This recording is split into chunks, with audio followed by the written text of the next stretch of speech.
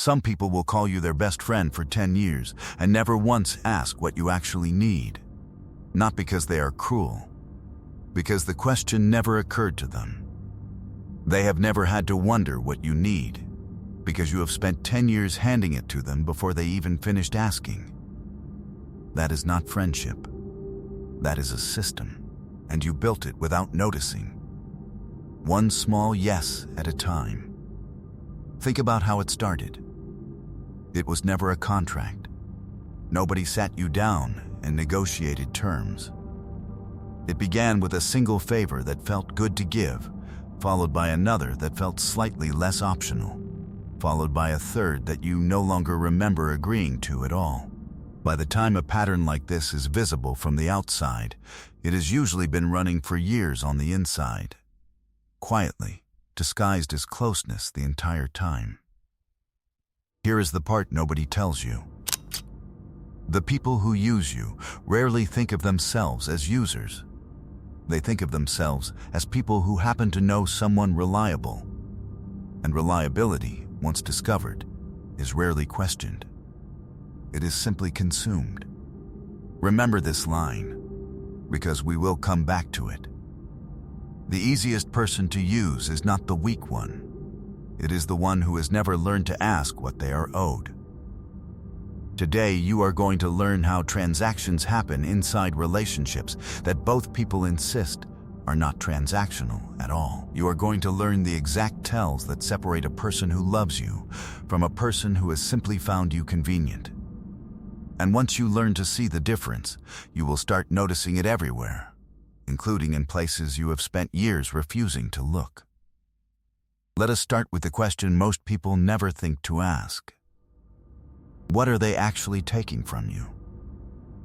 Not money. Money is the least common currency in quiet use, because money leaves a trail, and people who use you quietly hate trails. The real currencies are almost invisible. Attention, emotional labor, access to your name, your network, your reputation. The comfort of having someone available who will listen without asking to be listened to in return. Once you understand that these are currencies, the entire picture changes, because now you can ask the only question that matters. In this relationship, who is spending and who is only ever collecting? The first tell is the direction of effort. Watch, over a period of weeks, who initiates contact. Not once, over time. If you are always the one reaching out, always the one remembering to check in, always the one proposing plans that somehow still happen even when you stop proposing them, you are not witnessing mutual affection. You are witnessing a current that only flows one direction, and you have mistaken the current for a relationship. People rarely announce this imbalance out loud. They do not need to. The pattern announces it for them every single week, if you are willing to actually count instead of assume. Try an experiment most people are too afraid to run. Keep a private note for 1 month. Every time you reach out first, mark it. Every time they reach out first, mark it. Do not tell them you are counting, and do not let yourself round the numbers in their favor out of guilt. At the end of the month, look at the numbers without emotion, the way you would look at any other spreadsheet. Numbers do not flatter anyone, and they do not lie the way memory does. The second tell is what happens the moment you go quiet. Stop initiating. Just for 2 weeks. Say nothing about it. Do not explain. Do not test them dramatically. Simply stop being the one who starts things. Watch what happens to the relationship. If it continues, if they notice your silence and close the distance themselves, you have found something rare. Protect it. But if the relationship quietly dies the moment you stop feeding it, you were never in a relationship with a person. You were in a relationship with your own effort, and they were simply standing in the room where that effort landed. That sentence should feel uncomfortable. Sit with it before moving on. The third tell is harder to see, because it disguises itself as intimacy. Notice how much they know about your usefulness compared to how much they know about you. They remember your job, your connections, your skills, the favor you can call in, the friend you have who works in the right place. They remember these things with total precision, the way a good employee remembers inventory. But ask them what you were afraid of as a child. Ask them what you actually wanted before life quietly talked you out of it. Watch the pause. Watch the vague, generic answer dressed up as familiarity. A person who values you studies who you are. A person who uses you studies what you provide. Both feel like attention from the outside. Only one of them survives the moment you stop being able to provide anything at all. The unsettling part is how convincing this can be for years. Being studied for your usefulness still feels like being seen, because attention is attention, regardless of what it is aimed at. It is only in hindsight, usually after a crisis strips away everything you had to offer, that people discover which kind of attention they were actually receiving all along. Let me tell you about a woman who understood this far too late, though understanding it changed everything that came after. At work, everyone called her the fixer. Whenever a project fell apart 2 days before a deadline, she was the one who stayed until midnight repairing it. Whenever a colleague needed someone to cover a shift, absorb an impossible client, or quietly clean up a mistake before a manager noticed, her name came up first. For years, she believed this made her essential. Essential felt like a form of being loved. People smiled at her in the hallway. People called her a lifesaver in meetings. People said things like, "I don't know what we'd do without you," and she collected those sentences the way other people collect compliments, never noticing that not one of them contained an offer to help her in return. Then she got sick. Nothing dramatic, just enough to be out for 2 weeks. The projects did not wait for her. The favors she used to catch before they became disasters landed directly on the floor. And somehow, without her there to be blamed, nobody blamed anyone. They simply solved the problems without her, in less time than she expected, using systems she had never known existed because she had always arrived before the systems were needed. When she came back, she was thanked, briefly, and then quietly folded back into the same role, as if the 2 weeks had never happened. Nobody asked how she was recovering. Nobody asked what the illness had been. They asked, gently, when she would be back to full capacity. One colleague, the same one she had covered for 3 times that year, asked instead whether she could look over a report by Friday, since she was already back at her desk anyway. That was the sentence that finally woke her up. Not the illness, the sentence. Because it revealed, in 11 words, exactly what she had always been to them. Not a person who had been missed. A capacity that had been reduced and was now expected to return to normal operating levels. She stopped confusing being essential with being valued. Sit with that difference. It matters more than almost anything else in this video. The fourth tell is the shrinking gratitude. In the beginning, when you first started helping someone, they thanked you. Real thanks. Specific thanks. The kind that acknowledges exactly what you did and what it cost you to do it. Notice how that gratitude changes over time if the relationship is built on quiet use. It gets shorter. Then automatic. Then it disappears completely, replaced by a quiet expectation that you will simply keep doing what you have always done. Because you have always done it, and expectation is a much cheaper currency than gratitude. The moment gratitude turns into expectation, you are no longer being appreciated. You are being budgeted for. Notice, too, how the language shifts alongside the gratitude. In the beginning, people ask, "Would you mind helping me with this?" As the relationship settles into use, asking disappears entirely, replaced by informing. I'm going to need you to handle this by Thursday. Nobody sat down and decided to stop asking permission.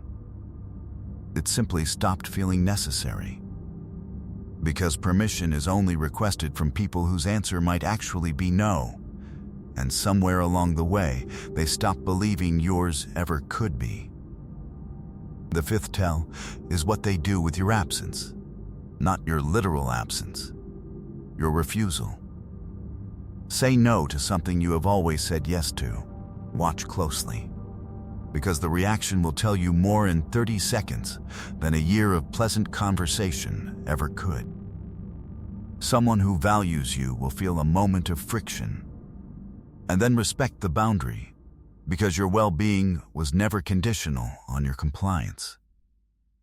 Someone who has been quietly using you will react with a specific kind of confusion, almost offense, as if a tool had unexpectedly decided to have an opinion. There will be subtle pressure. A guilt-laced joke, a comment about how you used to be so helpful, delivered with a smile that does not quite reach discomfort, but sits directly next to it. That reaction is not about the favor you declined. It is about the access you just threatened to remove. Here is the pattern interrupt you need right now. You are allowed to stop being useful and still be worthy of love. Read that again if you have to. Most people never actually believe it, not deep down, which is exactly why quiet use works on them for decades without resistance. The sixth tell is the story they tell about you to other people. Listen carefully the next time someone repeats how others describe you behind your back. Notice whether the description centers on who you are or on what you do for people. So dependable, so easy to talk to, always available, never makes it complicated. These sound like compliments. Say them slowly and you will hear what they actually are. Specifications, the exact features that make you convenient to keep around, listed the way you would list the features of a reliable appliance. A person who is loved gets described in stories. A person who is used gets described in specifications. Learn to tell the difference in how people talk about you when they think it is flattering. There is a specific test you can run here if you want proof instead of instinct. Ask a mutual friend casually what this person says about you when you are not around. Listen for verbs versus adjectives. Stories about a person contain verbs. She helped me through something hard. He showed up when it mattered. Specifications about a resource contain adjectives with no story attached. Reliable, easy, low maintenance. If every description you hear back is an adjective with nothing underneath it, you have your answer, whether or not you wanted it. The seventh tell is the silence around your own needs. Notice how rarely, in this relationship, anyone asks what you need before offering what they think you need, or before simply assuming you need nothing at all because you have never made noise about needing anything.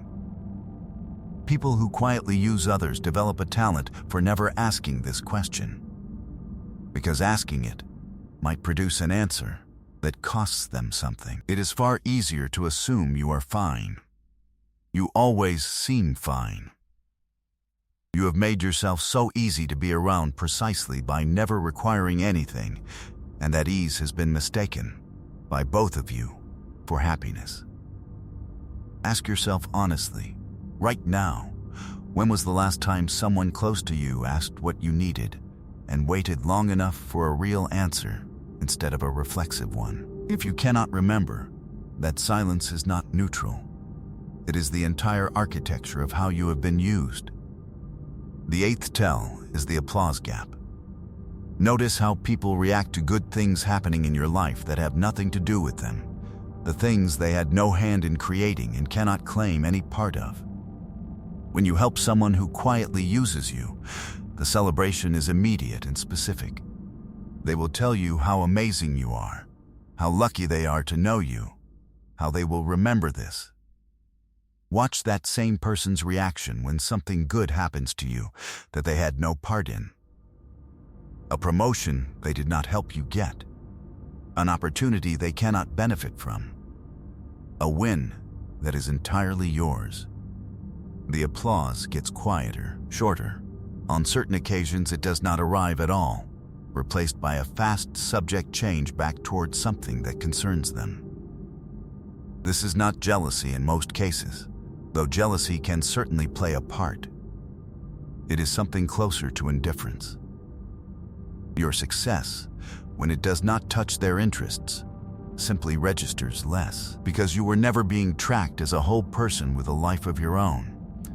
You were being tracked as a function, and functions do not generate applause for accomplishments outside their function.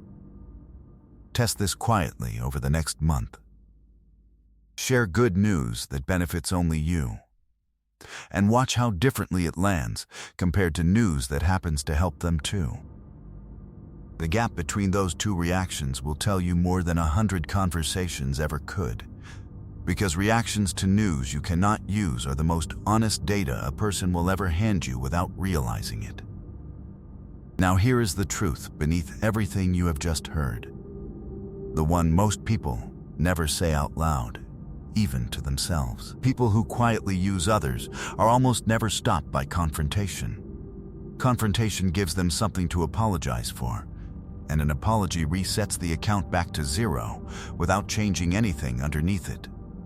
What actually stops the pattern is the quiet, undramatic removal of your availability. Because availability, not affection, was the only thing they were ever loyal to in the first place. You do not need an argument. You do not need to explain your reasoning to anyone. You only need to stop supplying what was being taken, without announcement, and watch, carefully, who remains standing in the space where your effort used to be. The ones who stay were never using you. The ones who quietly leave just answered the question you were too afraid to ask them directly. This is the final truth, and it is the one that should genuinely unsettle you. Being used is never a punishment for weakness. It is simply the natural result of being available without ever requiring anything back. You were not targeted because something is wrong with you. You were targeted because you made the cost of using you close to nothing. And people who lack integrity will always gravitate toward the lowest cost option available to them. The fix is not to become unreachable. Becoming cold and giving nothing to anyone solves nothing. It only isolates you and lets you call the isolation wisdom. The fix is to make yourself expensive to the wrong people and priceless to the right ones, by requiring reciprocity as the baseline, not the exception. Give completely to those who give back without needing to be asked. Withdraw quietly, without ceremony, from those who only appear the moment they need something from you. Stop mistaking constant availability for kindness, because real kindness always includes the discipline to know exactly who has actually earned it. Once you start living this way, something changes in how people respond to you, long before they can name what shifted. You stop over-explaining decisions that were never anyone else's to approve. You stop being the first call for people who were never your first call. You stop mistaking being needed for being wanted, and you finally feel the difference in your body the moment someone crosses it. And somewhere in your life right now, there is a name attached to everything I just described. You already know it. You knew it within the first 30 seconds of this video, and you have spent the rest of it quietly building a case in your head. Half convinced, half hoping you are wrong. You are not wrong. But knowing their name was never the hard part. The hard part is what happens after you stop feeding a pattern that has been running, unquestioned, for years. What happens to the relationship when the current stops flowing only one direction? Whether it survives, or whether it was only ever the current that existed at all. Some of you will test this within the week. Most of you will wait months, finding reasons the timing is not quite right, telling yourselves the pattern is not really that bad, that it is easier to keep giving than to find out what happens when you stop. That hesitation is not weakness. It is simply how deeply the arrangement has been built into you, one small yes at a time, over years you were never counting. Unbuilding it will not happen in a single conversation, and it will not happen by accident. That is where this continues. Write in the comments, I know who it is. Let us see how many of you already typed a name before you finished reading this sentence, and how many of you are about to delete it before you post it, because some part of you still isn't ready for what happens after you hit send.